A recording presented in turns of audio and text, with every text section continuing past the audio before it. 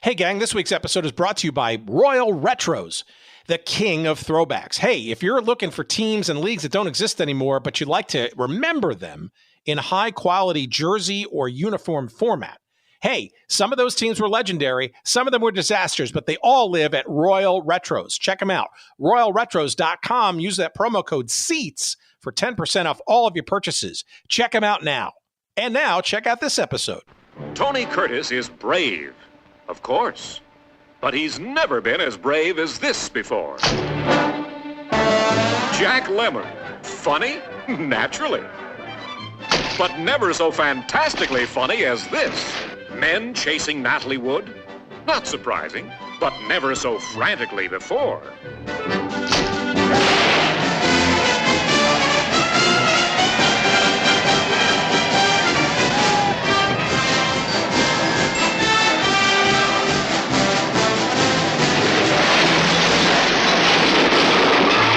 No one has ever been as great as they are in the world's greatest comedy, The Great Race.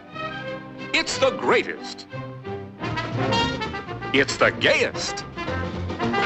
It's the wildest.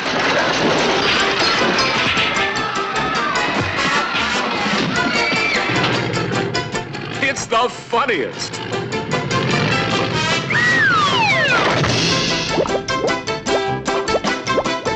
And how could it help but be with Jack Lemmon as Professor Fate, the meanest villain that ever twirled a mustache?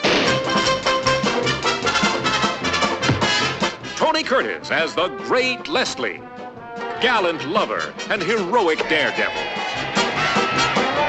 Natalie Wood as Maggie Dubois, loveliest of lovely damsels in distress. Peter Falk, Keenan Wynn, Larry Storch, Dorothy Provine. It's the fabulous around-the-world race from New York to Paris. A rambunctious, rib-busting riot of a race. Its high points only outrun by the hilarity of what happens in between heats. You are an emancipated woman, Mr. Bond. And I am an emancipated man.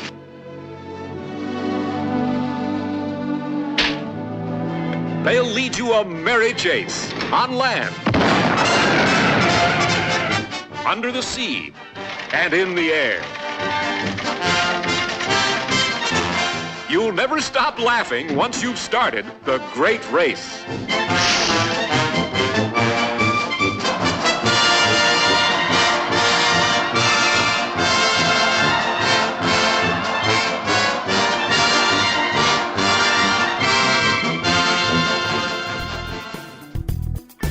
Welcome to Good Seats Still Available, a curious little podcast devoted to exploring what used to be in professional sports.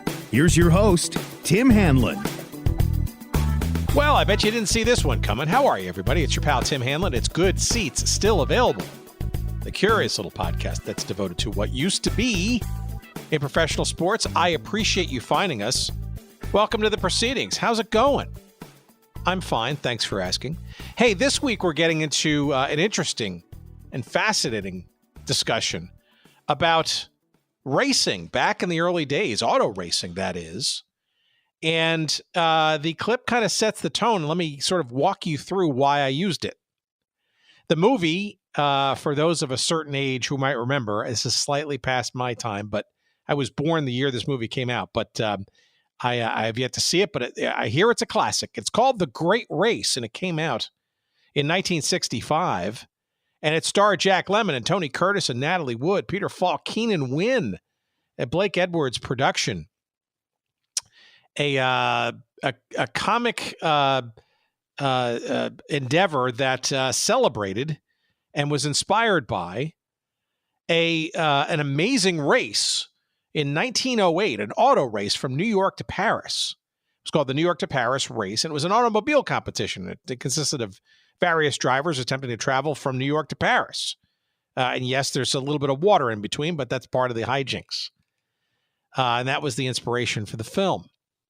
However, the inspiration for the 1908 race was the year before race in 1907, which is the topic of our conversation. See how I got there? And we'll talk about why there isn't a movie about this one, at least not yet, with our guest this week, Kassia St. Clair, as we talk about the Peking to Paris automobile race of 1907. A fascinating story encapsulated in a brand new book written by Ms. St. Clair. And that book is called The Race to the Future, 8,000 Miles to Paris, the adventure that accelerated the 20th century. It's really, really interesting discussion and topic and full of characters. And it has got a lot going for it in terms of the turn of the century, where the automobile was at that time and what it could potentially become, the daring hijinks, I guess, of the various participants of this. I guess was officially known as the Peking-to-Paris Motor Challenge. And we'll get into sort of how it got ideated, who raised their hands to do it. But I mean, look, this is if you think about it, Peking, that, what is now known as Beijing, to Paris, is it's 8,000 miles across desert and untilled earth. Not a whole lot of roads, and torrential rain and dust and narrow mountain passages and various inclines and declines along the way. And you could just imagine back in 1907 what that terrain looked like and might have held in store for the 5 racing teams that were part of that. A couple of French teams, a con man, some rival journalists who came along for the ride, and an Italian prince and his chauffeur. We'll talk about who did more of the driving for that little entourage, who won, and all of that, and what came from it, and the legacy of it. Is it a sensational story? You bet.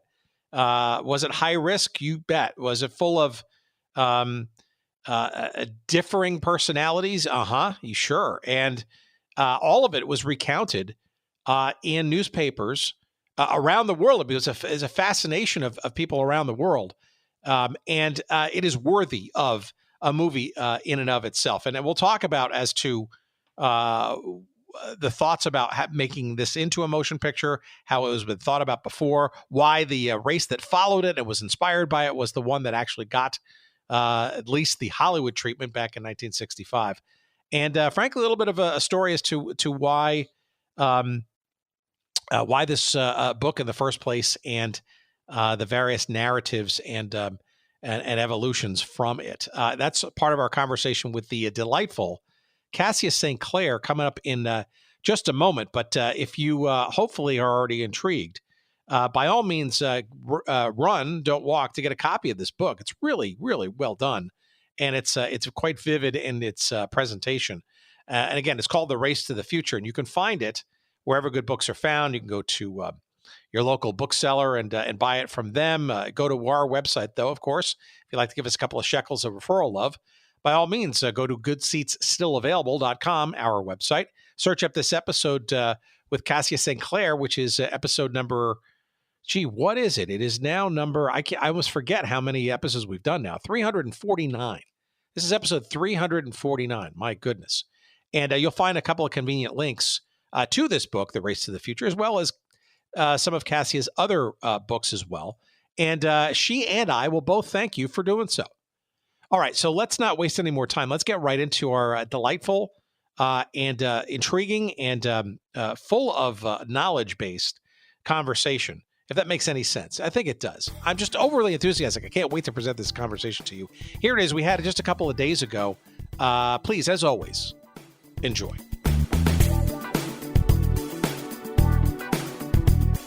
Tell us a bit about your previous works and stuff, which have nothing to do with anything related to this. And how do you come by this story in the first place? What intrigues you about it? Sure. So I am a writer and cultural historian. In a kind of previous life, I was a journalist. I used to work at The Economist in the books and arts department. And it was there that I wrote my first book. It was while working full time that I landed on an idea for my first book. And this was going to be a history of different colors. So my first book, The Secret Lives of Color, tells the story of 75 different hues, pigments, and tints. And then after the publication of that book in 2016 in the UK, I went on to write my second book, which is a history of textiles, from the very first fibers that we know human beings ever touched, right up to what people are planning to send human beings to Mars wearing, and yeah, what people have worn to conquer Everest and the South Pole. So they were both kind of histories of things that you uh, sort of take for granted, I guess. I think that's what intrigues me, and that's what led me to write this third book. What I really enjoy is taking a look at something that has become so everyday that we've stopped really noticing it. And I think that's true for color, that's true for textiles, and I think it's also true for the car. Like many people, many of your listeners, I'm a city dweller. And I just assume that the car is, part of the fabric of the city around me, and that cities will be shaped by it. And when I think about going to visit family, I think about it in car-centric terms. They're, 2.5 hours away, for example, and that's by car. So I was really fascinated by that, and I hadn't really thought necessarily um, to write a book about it until I stumbled across the story of the 1907 Peking-to-Paris race, and then it just kind of clicked. I had this, brilliant story that was right there. It was true, and I felt that there was more research that could be done on it, although that there had been books written about it before, but not for several decades. And then also at the same time, it really dovetailed very well with something that I'm interested in, which is finding topics that people have stopped noticing, and going back and kind of digging back into them, and revisiting them. So how do you discover this story in the first place? And then, because clearly it's a large footprint that you've developed for yourself about to telling this sort of story of the automobile, but using this sort of as the adjunct for it. How does this become sort of the beacon for that narrative? Sure. So, I stumbled across this story when I was researching the color book. So, I started writing the book about color in 2014, and basically, as part of the book, I sort of have multiple different essays about different unusual colors. And one of the colors that I was looking into was Italy's racing red, Rosso Corsa. And I started looking into this and to see what the origins were, why they had chosen this particular shade. And there was this kind of urban legend that the reason that they chose the color was because there had been an incredible race at the sort of dawn of the automobile age that had been won by an Italian prince, and the color of his car, the winning car, was bright red. And I just thought this was the most fantastic story. And you know, because I was under quite a lot of time pressure with that book, I was desperate just to kind of keep on going down that rabbit hole, but had to kind of set it aside, finish the book, and carry on with my life. But I this story never quite left me, and I kept on researching it, and I worked up a pitch, and it was actually I hoped to do it as my second book, but didn't quite find enough to sort of really satisfy myself that there was, something there, if that makes sense. But then by the time I'd finished writing the Golden Thread, I knew that there was a lot that I could add to what was already out there. Well, that's one hell of a tangent, right? And so when you went back to it, maybe we'll get into it now, I guess. You want to get a little bit into the story of this gentleman, and because he plays a very pronounced role in this story. I obviously don't want to give away too much. I mean, obviously the race has been done for many, many years, but this person in particular, right, pretty much a central figure in this story. Sure. So yeah, I suppose I should begin by explaining how this race came about. And essentially, it was proposed by a French newspaper just sort of on their front page at the end of January 1907. And they basically proposed a journey from Peking to Paris with the aim of challenging the automotive industry of the time. They, in this article, they said it's an embarrassment for the industry that at the moment we're just, racing around circular tracks. And imagine if we treated trains that way, or steamers. It's not doing credit to what could be a really fantastic technology that could take you from A to B anywhere in the world. And so in order to show that what the limits of this technology are, we need to have a proper challenge. And the Peking, racing across two continents, from what was then perceived as the capital of the East to, again, what was then perceived as the capital of the West, would be a properly sort of fitting challenge for what the automobile is capable of. So that was their kind of spiel. I mean, of course, they had another very good reason, was that they wanted to sell newspapers. They're a newspaper company. So they very cannily envisaged a scenario in which they could get readers really excited about this race.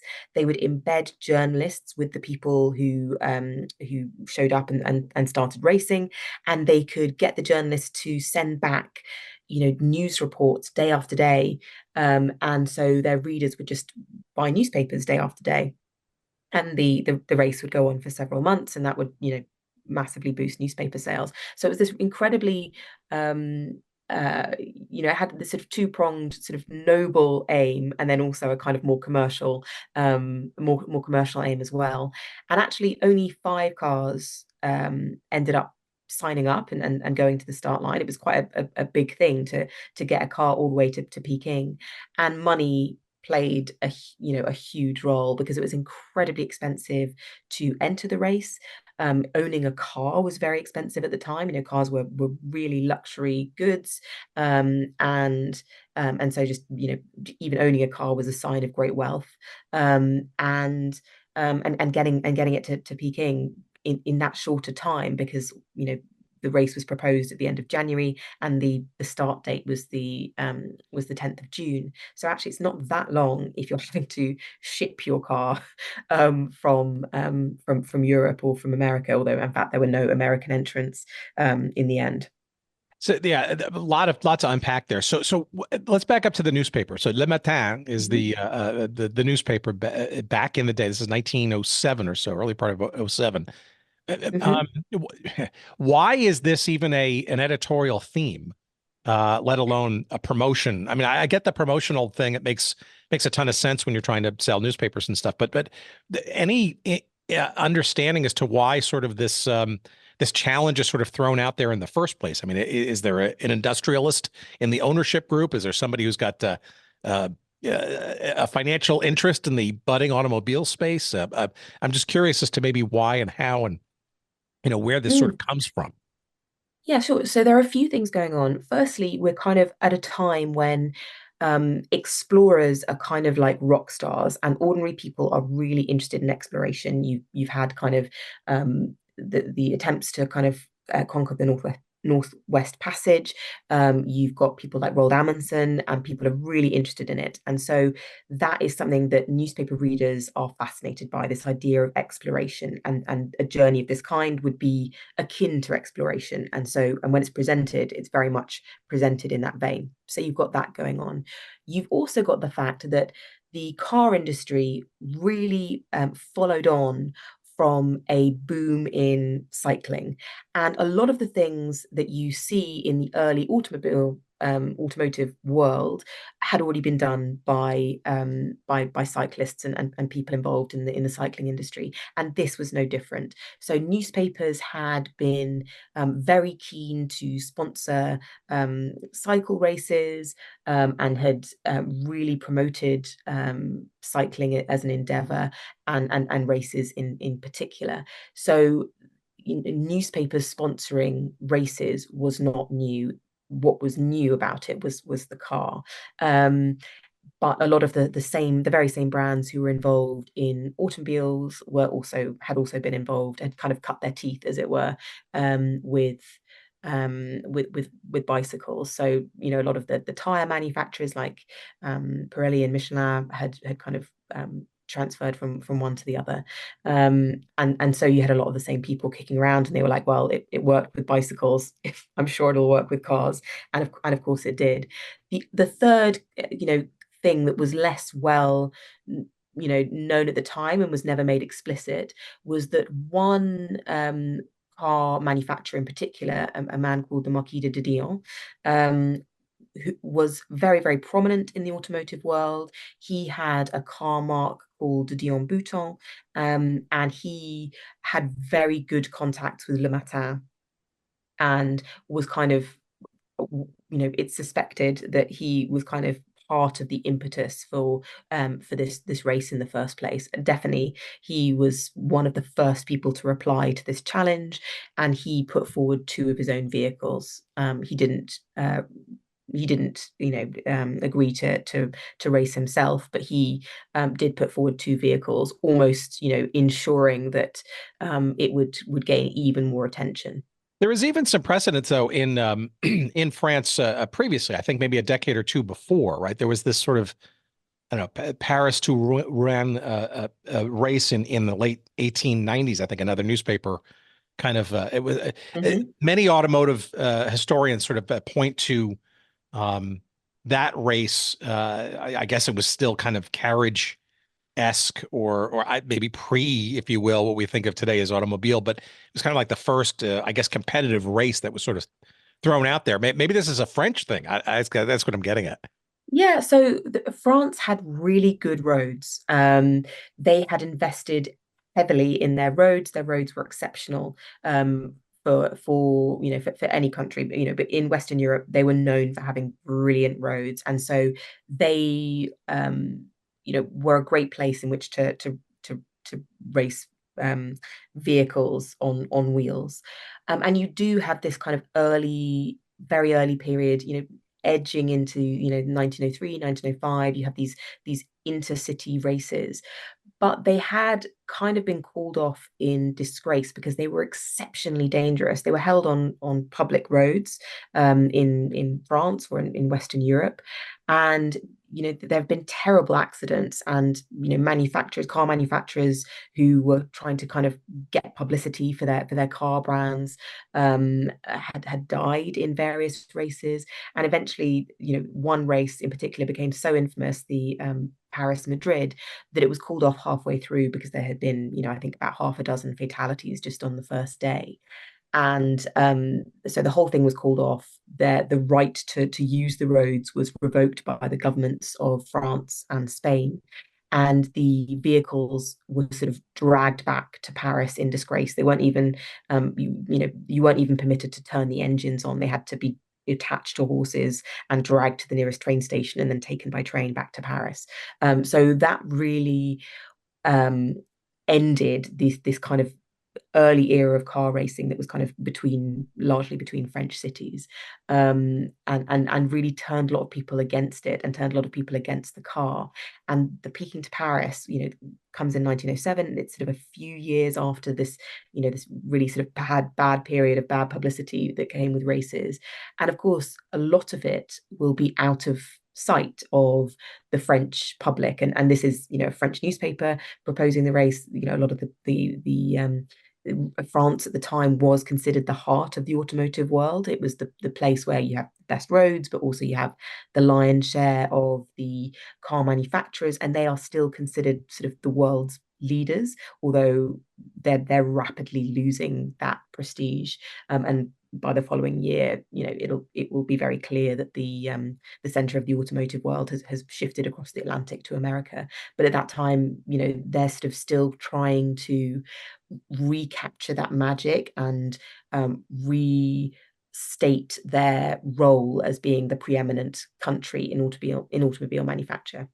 Does the newspaper editorial team even think that this is going to be an idea, like actually truly happen? And then how does it come into play? How does it materialize from the whims of an editorial page to an actual, at least the ideation and the preparation for such an event? So it seems they did take it pretty seriously. They're pretty quick off the mark in setting up organizing committees. However, what they hear back from these organizing committees is really negative, and also the international response. They put this editorial out there, and it really gets quite a sort of big response internationally. You have Russian newspapers talking about it. You have English language newspapers published in Shanghai and other cities in China talking about it. You have people writing about it in America, and almost all of their response is that this is really silly. One newspaper compares it to proposing a race from Earth to the moon by telegraph wire. It's just not taken seriously. It's seen as so impossible that it's just a bit of a joke, and it's just it's sort of seen as like a newspaper just trying to make a name for itself by Well, proposing it's something definitely ridiculous. outrageous, right? I mean, it's just it's real. It's an amazing proposition that the fact that it gets taken seriously is itself amazing. It is, and I think that's one of the things that you have to kind of overcome when I found that I had to overcome when writing a story of this kind, because I think we are now so used to living in a world where you just automatically assume that a car can basically get you anywhere in the world, that it's quite difficult in a way to understand the response, the immediate response, the howls of just derision that this idea is greeted with. But what we have to remember is that there were very few roads along most of this route, but also that the roads themselves as a technology had sort of began to seem a little bit old-fashioned. Yes, you had the bicycle, but that was very much a leisure vehicle. And for the past century, most countries on a national level had been investing in their railways and had kind of let their roads, if not exactly, become overgrown. Well, I mean, in some cases, for example, in Russia, lots of roads had become completely overgrown. They'd just been abandoned as an old technology. Railways were the future, roads were old hat, and not worth investing in. And so the idea that basically you're kind of crossing virgin land in some cases, or scaling mountains and crossing deserts in the automobile, which in 1907 is it's still pretty early in the automotive age. And if you look at motoring manuals of the time, they do not expect cars to be reliable. They fully expect that you will break down multiple times on even relatively short journeys. The list of spare parts and spare tires and so on that they expect that you will need, again, even for a fairly short journey, is extensive. And so the idea that you could take what is quite a fragile technology and just sort of send it out there to cross mountains and forests and enter into the Siberian heartlands, it does feel preposterous. Well, and I guess how much planning goes into this, if any, right? Because you're describing a ridiculously long, almost it's about 9,300 miles or so distance through countrysides, there's areas, there's no roads or even maps, frankly, of some of this stuff. Um, I can't even imagine how you draw up a pathway for this aside from, point A to point B. And but the granulars of terrain and is there a road? Is there not a road? Is there a path? Has it ever been traversed before? Let alone can it handle four wheels and some kind of engine? And frankly, how fueling and all that stuff gets done. I mean, how much planning was put into this, or was it just kind of said, "Hey, let's just do it, and you guys make it up as you go along"? Well, it was really rushed. Like I said, they from the proposal of the idea to the crossing the start line was 5 months.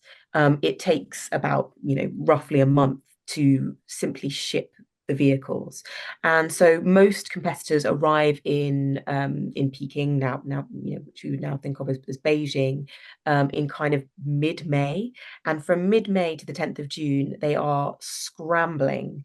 You know, the individuals are scrambling to get together supplies, to organize refueling, because there aren't petrol stations. So they'll have to take out gasoline and leave it in kind of caches in the Gobi Desert. So they kind of get together groups of mules and camels and load up fuel on camels and make sure that there's kind of a train of fuel that they can follow through the desert. So it's a huge logistical endeavor, and they just kind of get on with it in a rather remarkable way. But they part of that kind of ethos is definitely pretty military, and I think that's part of why there's a fair amount of hostility to the idea in China, where Westerners are viewed with a great deal of suspicion. They're in the middle of what they call the century of humiliation. We're only 7 years after the Boxer Rebellion, and so you have the individual races are being given a lot of aid by the kind of military encampments in Beijing. But also the telegraph also plays a big role in this too, right? In terms of communication, so that the journalists can get sort of their stories along the way sent back to the home office. But my guess is too that it also maybe gave some rough, I guess, geography and planning, I guess, in terms of like point to point transport from various locations along the route, so that it could be done that way versus just kind of blindly drawing a line through, say, a desert or a mountain. Absolutely. So because it was conceived as a kind of newspaper event, the route had to very closely cleave to the telegraph wires, and there was just sort of one route basically that they could follow out of China through Mongolia and into Russia, because there was only sort of one set of telegraph wires. So that really determined the route that they would take. They were just going to be following the wires, whether or not really there was frankly a road. By the time they got to Russia, they were able to sort of they were more closely following the Trans-Siberian Railway, which had a sort of inbuilt telegraph system as well. But lots of the towns they would be passing through would be railway towns, and so they would be getting aid that way. But that was sort of how they conceived it. It was sort of following this link that would allow them, this communications link that would allow them to send messages and receive aid if needed, but also send back these newspaper reports. But also it was kind of almost like a kind of a thread leading them back to what they considered civilization. And this is this time it's this very colonial mindset by a lot of the people taking part, and they really have this very kind of the Eastern world. They conceive of it as kind of like a barbaric and uncivilized, and they think of themselves as kind of bringing a new technology and Western enlightenment almost. Well, give us a sense of the types of people who got attracted to this and actually entered themselves into this competition. You mentioned the fact that frankly there were only 5 the drivers/teams that ultimately took off on this. But my understanding is that there was also some not only trepidation, but some real uncertainty as to whether the actual race would actually go off. But I'm just curious as to the types of, shall we say, personalities that ultimately got attracted to this daunting challenge.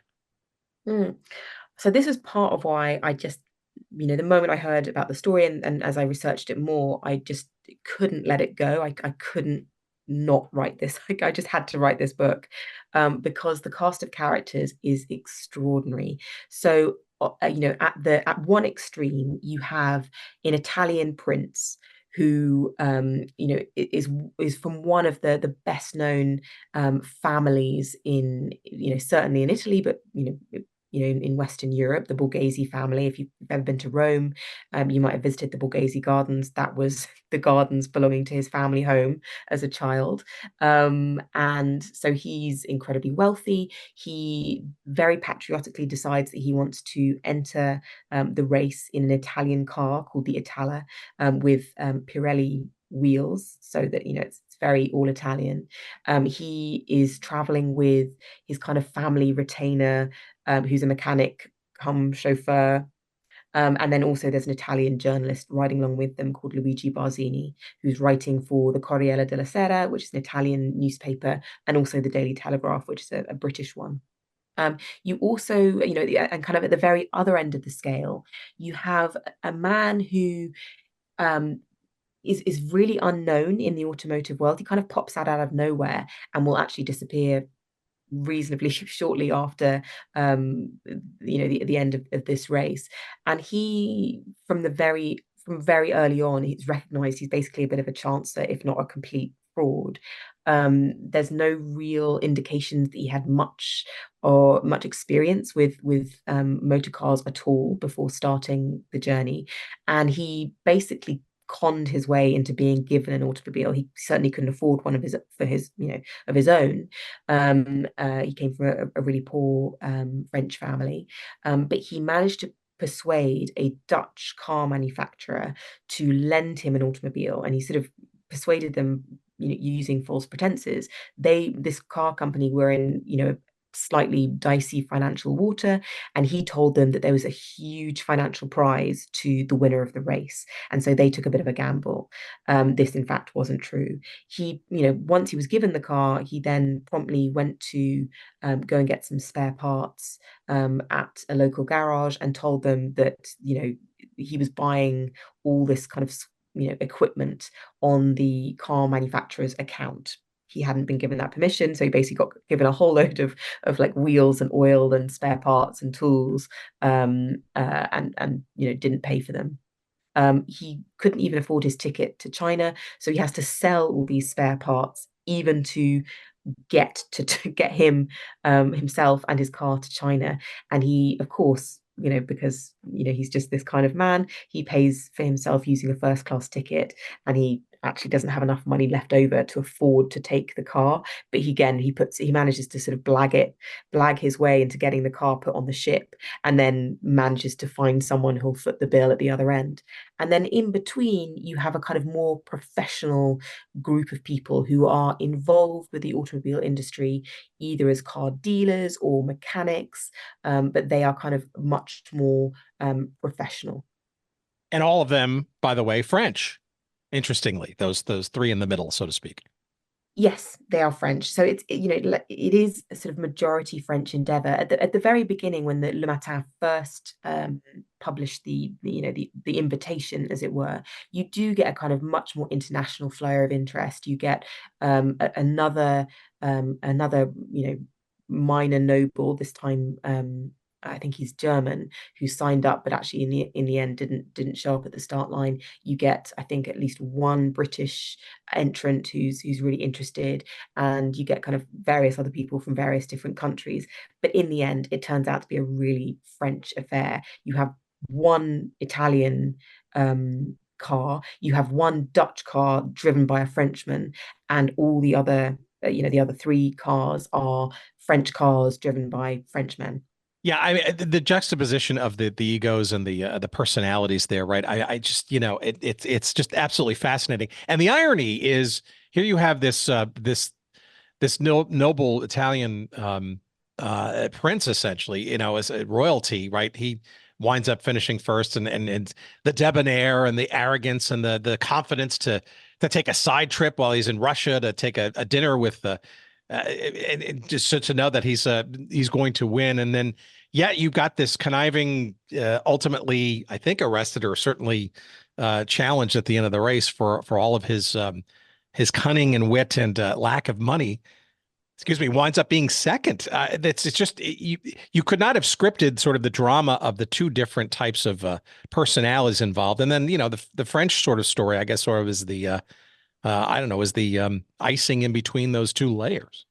Yeah, although I do feel, and this is what I argue in the book, I do feel like the prince has been rather poorly served by history and the way that the way that the story has been told in the past, because actually he took the race incredibly seriously. And although he does this incredibly odd detour, that is completely unnecessary, from Moscow up to St. Petersburg, essentially going 500 miles out of his way.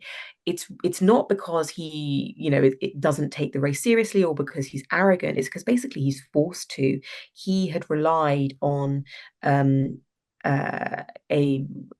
Nobel family to provide his oil and fuel, and they were involved in the kind of Russian organizing committee, and so they basically strong-armed him to come to a dinner that was being held in a very fancy banquet that they wanted to hold in St. Petersburg, and they were in charge of his fuel, so they had basically made sure that the caches of fuel went via St. Petersburg. He really didn't have much of a say in the matter without being incredibly rude and without really annoying the people who were supplying his fuel. But he wasn't very happy about that. He really just he was very focused on kind of getting back to Paris and achieving his aim.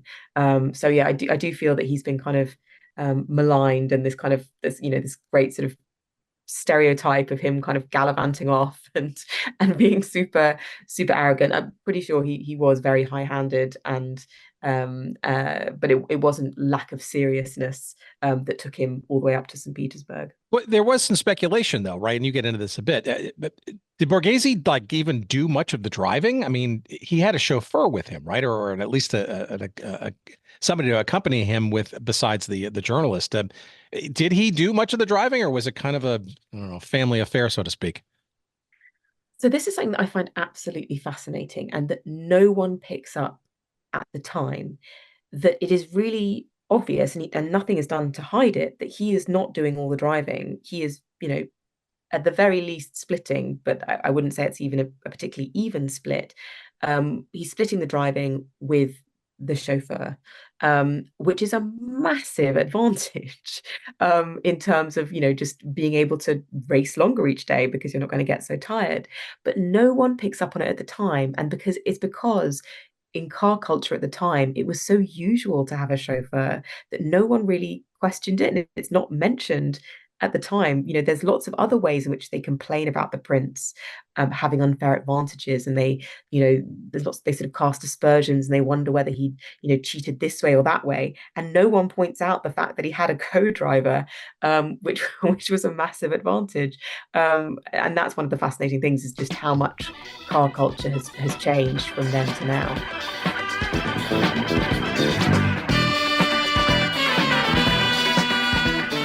All right, what's this? Royal Retros. All right, longtime fans of this show may remember a little site that we used to promote the heck out of called 503 Sports. Well, not only are they still around, they are now known as Royal Retros. RoyalRetros.com, the king of throwbacks. And like the name implies, the highest quality jerseys and hats and apparel and all kinds of stuff related to various teams and leagues and situations that we love to obsess about here on this show. And I'm talking about getting jerseys with your name and number on the back of them, customized to your liking for the WHA or old NHL hockey teams that may not exist anymore. Perhaps it's a Federal League team from way back, or a Negro League team. Maybe you're just enamored with the various football leagues of the past, like the Arena League or the All-American Football Conference or the original UFL, United Football League. Yes, you can get all of those teams in all kinds of colors, away jerseys, home jerseys. You want to put your name on them. You want to make sure you got the official patch on the side. All of those things and more at RoyalRetros.com. And I'm not kidding, friends. You go there, you want to find that Cleveland Barons jersey to wear and show. Hey, you're maybe a Colorado Avalanche fan and you want to represent the Quebec Nordiques from where they came in the arena to show your heritage and your love and knowledge of the history of that franchise. You can do that and more. And I'm talking across football and basketball and baseball and hockey and you name it. All kinds of great stuff for you to find and buy and purchase and wear proudly from Royal Retros. That's RoyalRetros.com. And of course, we have a promo code for you. We want to save you money from all these great things. And here's that code. It's SEATS, SEATS, promo code SEATS for all of your purchases at RoyalRetros.com. Check them out. You'll be glad you did. We love them. And our friend Destin Alameda there out in Portland, Oregon, we appreciate his and their sponsorship of this show. And now, back to our conversation.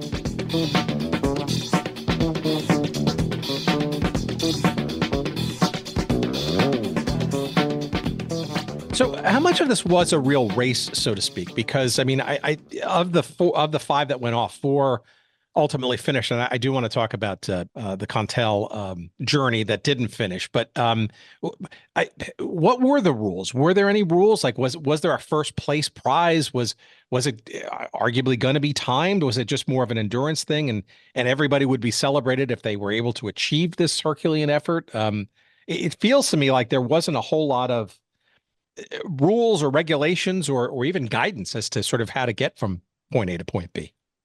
No, there wasn't. And what there was pretty confused. So you have one,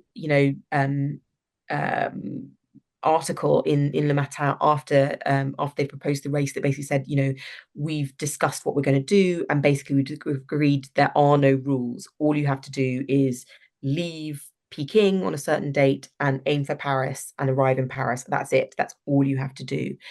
And later on, there's another article where they sort of say, oh, actually, we've talked about it, and we think it's better if the cars stay together and give each other mutual aid as far as Mongolia. Oh, no, wait, as far as Moscow. Oh, no, wait, as far as Berlin. And so it's a real muddle. And it isn't clear what the drivers have actually signed up to. Some of them think they've signed up to one thing, some of them have signed up to another. And the reality is that the moment they set off, the clash of personalities, the very different ways in which they're approaching what they're doing, the very different, the vast difference in means between the various different competitors, all thought of collaboration, all thought of camaraderie really just evaporates on contact with the grim reality, and it does turn into a race. However, because from very early on it's clear that the prince's gamble, and I'll get back to that in a moment, has really paid off, and he is just really from very early on quite far ahead and seems to be by far the strongest, and proves to be by far the strongest. You desperately, the French organizers, who had sort of conceived of this as being a kind of way of highlighting the brilliance of the French automotive industry, are desperately trying to massage the narrative, and so they're very clear from by the time the prince is really far and ahead, they're basically like, it's definitely not a race. It's just a sort of a friendly trial, and actually it's a bit boring of the prince to have rushed on ahead, and that isn't very sporting or gentlemanly of him. But the reality is that they sowed the seeds for this by not really setting the ground rules from the start. I spoke just earlier about the prince's gamble, and what I mean by that is that at the time, there was a lot of debate about what was the best kind of vehicle for doing a really tough journey of this kind, a very long journey over very difficult, challenging terrain. And the prince chose a very heavy, powerful vehicle. It had by far and away the biggest and most powerful engine. It was 40 horsepower, while the other cars were much lighter, and a lot less powerful. And at the other end of the scale, you have this very, very, very light vehicle that's fielding only, I think, about 6 horsepower. But they really thought that would be an advantage over difficult road, because you could simply pick the entire thing up and lift it over obstructions, and on you go. And so there was this debate about which would be better over a really difficult road. No, it's crazy. I bet, but genius, I guess, right? I'm sure, yeah, it could be a small little mountain that it just can't be. It didn't have enough power, if you will, to be overcome, and maybe that was a way to get around. It's somewhat ingenious, I guess, too. So let me get to though you get 4 of these 5 teams, if you will, that made it to the finish line. Do you have any sense of like how how disparate the times were? Like, were they days apart in terms of their arrival? Like, what was the one, two, It's it, three, four? it it's weeks. The prince arrives kind of a month ahead of the next fastest. But the next fastest, they all group together, and so it's sort of a bit artificial because actually it's very possible that the times that they would have been kind of a more one, two, three, but in fact it was just one and then the rest, um, with the exception of the Contal that flamed out on the first day. Um, but that was kind of a bit artificial because essentially the French cars started banding together when it became clear that they were not going to win. Well, so describe the Contel one because was it the first day that it did not continue its journey, and maybe also a quick a piece of info about sort of how different that car was relative to the others, because I think that may have something to have done with the fact that it didn't go very far in this competition. Oh, for sure. So I'm not even sure today if we would really even call it a car. I think we'd probably call it, a motorbike with pretensions to being something more. But essentially, it was just a three-wheeler, and it had a little engine, kind of near the rear wheel. The driver sat on top of that, sort of at the back of the vehicle, and then there was a sort of a seat slung between the two front wheels. And that was where the co-driver sat. And, if you can imagine it, it's a very precarious position because the driver is kind of directly behind the passenger. They're steering, but their vision, their view of the road is really obstructed by the presence of the co-driver. And it's a very, very, very light, underpowered vehicle. Very rickety looking, and they also had to take a lot of equipment with them, so it was heavily laden as well, which definitely did not help. But the people who drove it really believed in it. They really thought they were going to win. They were convinced that a light vehicle, which they could very much more easily maneuver, they thought would absolutely definitely be the best way to tackle really tricky terrain. Yeah, essentially, it's kind of a cross between a car and a motorcycle, right? I mean, you've got sort of two wheels in the front, one in the back, and yeah, I guess the nimbleness of it was sort of, I guess, potentially seen as an advantage, but it didn't last very long, did it?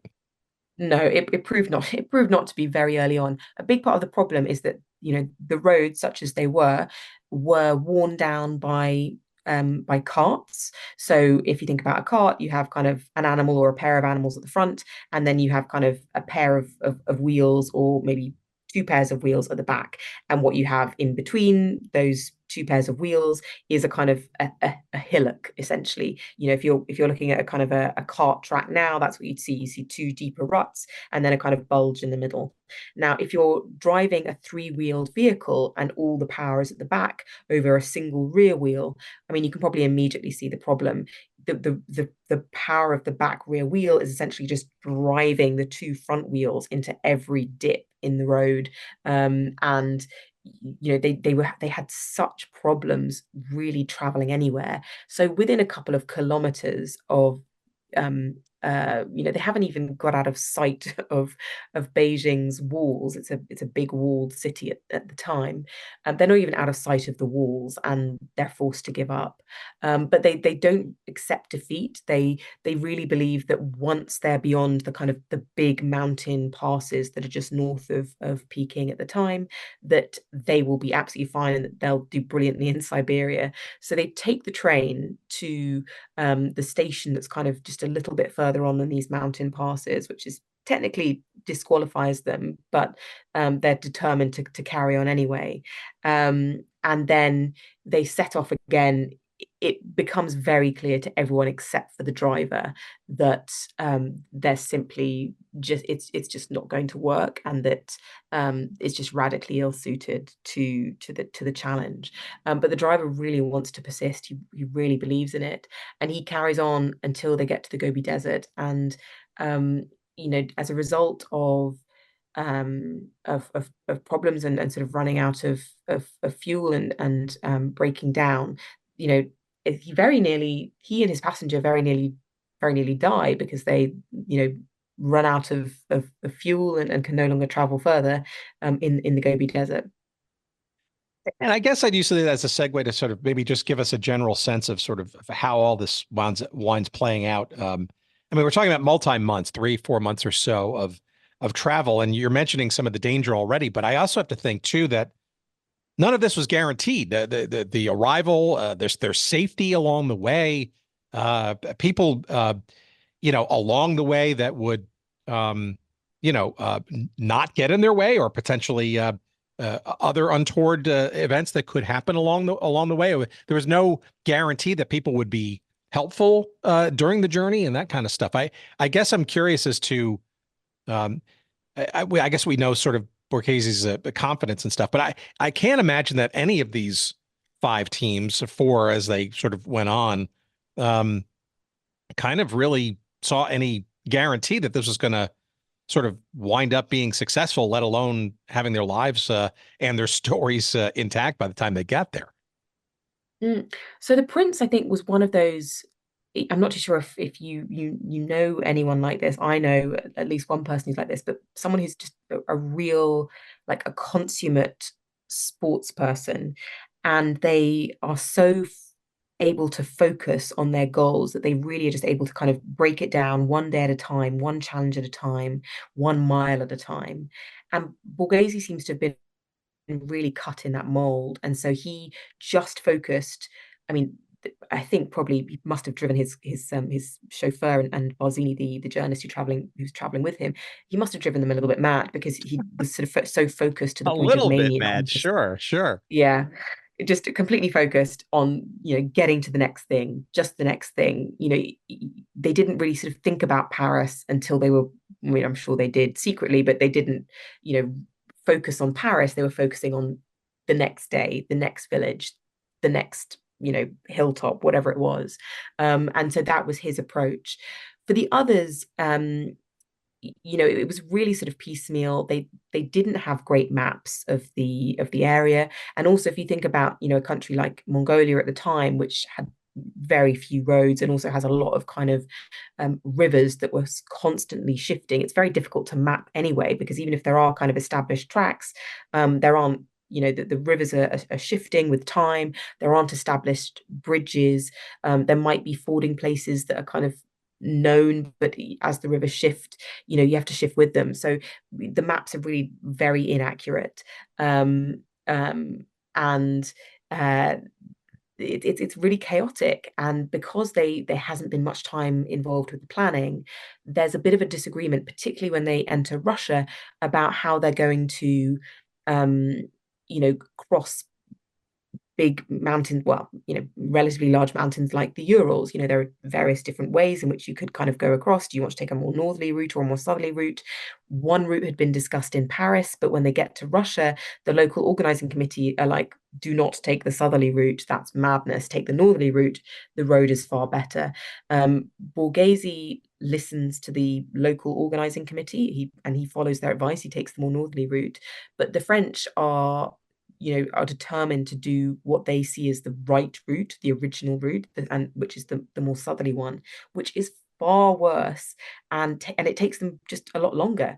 But also, it's a lot less populated, so they really struggle to get food or find anywhere to sleep, and they have just a really rough time in Siberia. Well, all right. So give me a couple of questions as we sort of cul-de-sac this. So how does I'm assuming that the storylines were exactly what the newspaper essentially wanted, and that they were getting great copy and maybe even photography from this route. The story was probably helping sell papers as they had originally envisioned. Do I have that right? Absolutely. It does become a kind of a real global news phenomenon, and you can find stories about the race and where the participants are and what's happening to them. You can find them, in newspapers from Hawaii, rural Ohio, Sydney, China, Russia, you name it. people were interested. It really gripped people's imaginations. And as the cars traveled further west, and the kind of momentum of the journey and the legend grew, they start being greeted in cities by ever increasing, crowds of people who have been following the story of this journey. So, it really becomes a massive thing. So, in that sense, it was a massive success. However, the Le Matin had conceived of it not only as a newspaper victory, but also as a victory for the French automotive industry. And that doesn't really come to pass because it's an Italian car that wins and wins really handily. However, almost all the two of the French cars do really well and are very reliable and don't break down, and so they kind of massage a victory out of that. But then also you have kind of skullduggery from the French driver of the Dutch vehicle, and that's sort of proving like a slightly damaging, embarrassing series of leaks as the journey progresses. So they are really happy about the prominence, and almost immediately they propose another race in partnership with the New York Times, this time from New York to Paris, going the wrong way, as it were, so via Russia. So clearly it was successful for them. Okay, which leads me into my next second, I guess, second to last question or so, is that second race, right? That's the one the movie was based on, The Great Race, right? The Blake Edwards film and stuff, Yeah. comedy with probably the most amazing pie fight in cinematic history. Where based on your knowledge of this story now, what you learned about it during the process, where is the cinematic masterpiece for this particular race?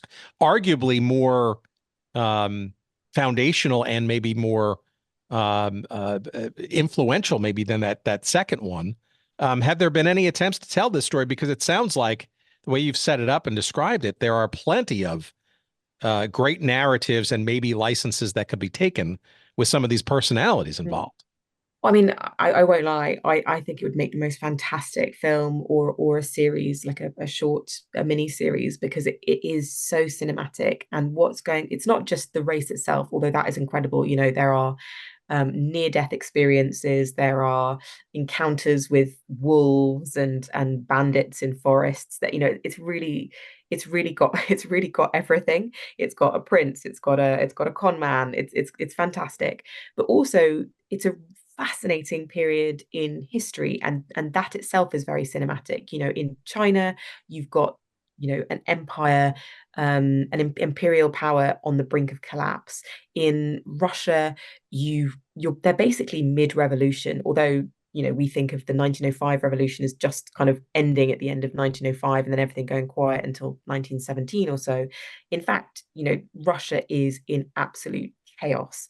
There's huge numbers of revolutionaries have been arrested and have been exiled to Siberia, but there's a lot more revolutionaries out. Every single bridge that they cross has got armed guards at each end because they're so frightened of revolutionaries blowing up the bridges, as a terrorist attack. Every single telegraph office is guarded, every single bank. There are murders. It's real mayhem. And then you've also got in the West this kind of jockeying for position that will eventually, in a few short years later, lead to the First World War.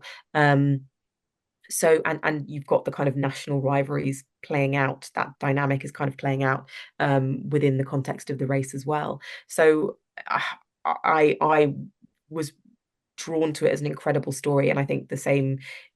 I'm biased. I think it's a great story, but for the same reason that I think and hope that it made a great book, I also think it would make a great film. But also, you set the table very well for some of the influences that this race ultimately, sort of brought about, right? I mean, there are a lot of different inputs to the story of the automobile, right? But you do make the case here that this race is, exemplifies and helps sort of bring into the world, sort of the almost the modern day approach of the automobile that still in many cases still kind of exists today. Some of the things that we, as you said earlier in the conversation, we take for granted. Some of those decisions were either reinforced or perhaps introduced, or maybe at the very least influenced by this first of the, of the sort of endurance races out there, and putting this fledgling automobile thing putting it to its paces to see how far and safe it could go.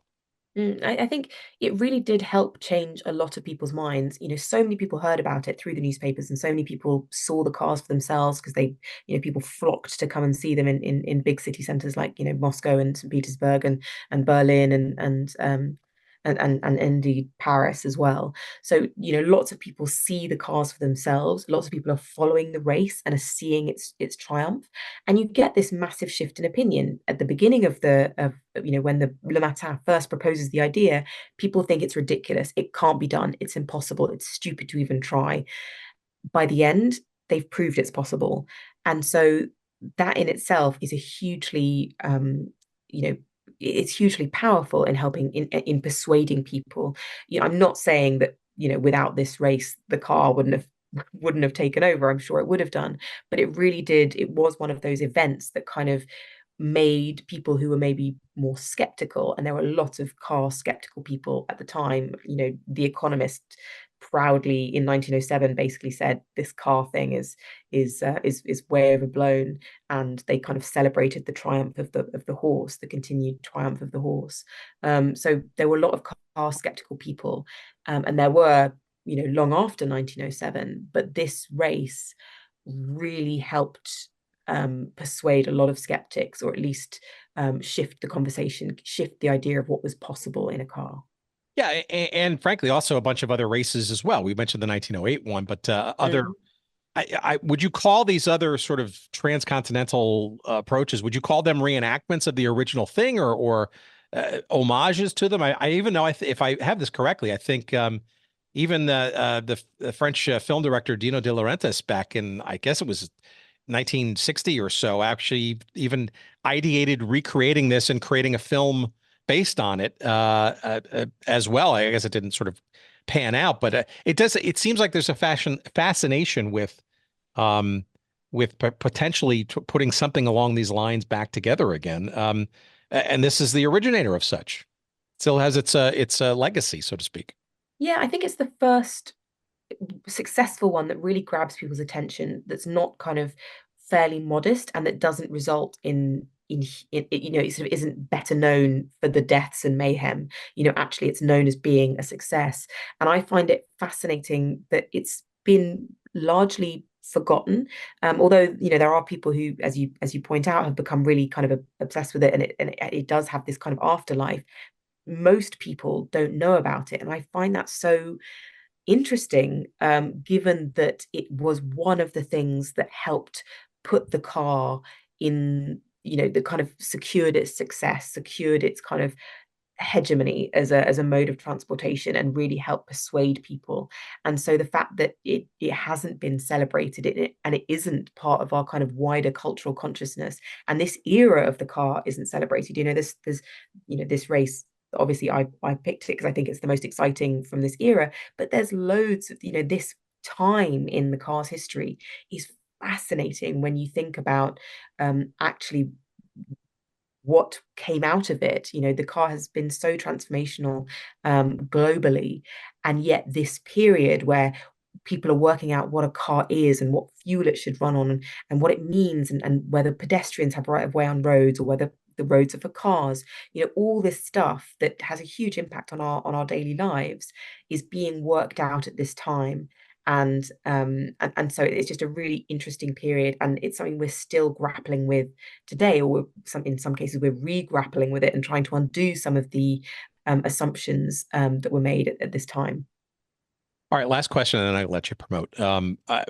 What was there anything that you learned in this investigation, in this story, the rabbit holes that I'm sure presented themselves to you as you did research, that maybe altered your thinking about this, or what you thought you knew this race was, and perhaps after having gone through this process, seeing perhaps some things that you didn't expect or that did provide a twist or a turn based on your original proposition? Sure. So one of the things I noticed quite early on and that made me absolutely determined to write this book was there's part of the legend of this race that has built up in the century and a bit since, is that, the prince was super wealthy and was always going to win, and that the Charles Goddard, he was the Frenchman who drove the Dutch car and was clearly a bit of a con man and a bit of a chancer, hasn't been given enough credit because he did some incredible drives and he was a bit of a hero in his own right. And I was really fascinated by that idea, and I really wanted to see how much truth there was to it. It seemed like there was a lot of myth making, and so I really tried to dig in to his story, and I uncovered a lot of new information, which was really interesting. But I also uncovered stuff that I am really surprised that hadn't come up previously, because if there was some source material like letters that I was able to gain access to that other people might not have been able to in previous decades. But from looking at the information that you do have, i.e. just his stated locations and the days in which he was there, I think that people should have been really smelling a rat about the truthfulness of where he was and what he said he was doing and what he said he was accomplishing. And I'm fascinated by the fact that people wanted to believe him. He was very clearly very charismatic, and people just loved this lovable rogue, and really wanted him to do well, and so seemingly colluded with him in kind of closing their eyes to some of the quite obvious gigantic holes in his story. And that was quite fun, actually, to uncover.